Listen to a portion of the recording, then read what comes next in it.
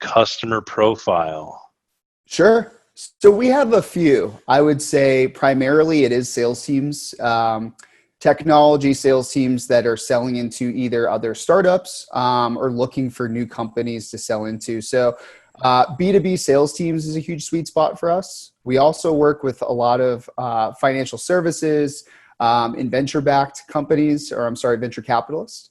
And lastly, we actually work with a lot of Fortune 500 innovation teams. In a lot of these key personas are all looking for one big thing. And they're looking for the next big company, right? The next big Datadog, TikTok, all of those companies.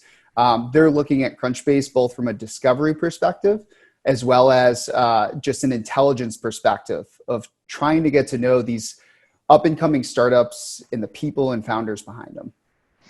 Okay, are there specific verticals that you're focused on serving? I would say SaaS companies with it, like a lot of the sales teams we support and help. They are SaaS companies. In terms of financial services, it is everything from large banks all the way to sort of the mid to large cap venture capitalist in terms of verticals. And then again, on the Fortune 500 perspective, we work with, like Fortune 5, Fortune 10 companies.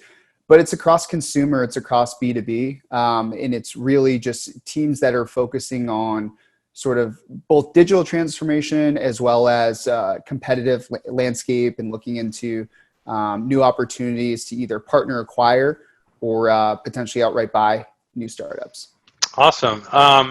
This next question it's kind of dual-sided. So the first part is, do you focus your sales on a specific geographic region?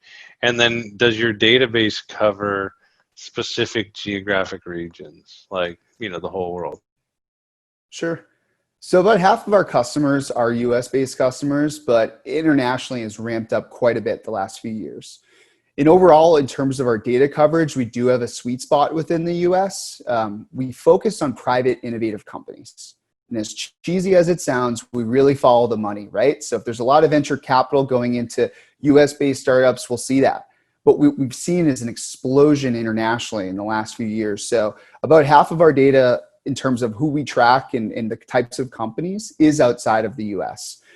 So emerging regions in Europe, in Asia, and all across the globe, and really just understanding where are those new companies popping up. And that's what really dictates our sort of focus on the types of startups we're going to track and have in our database.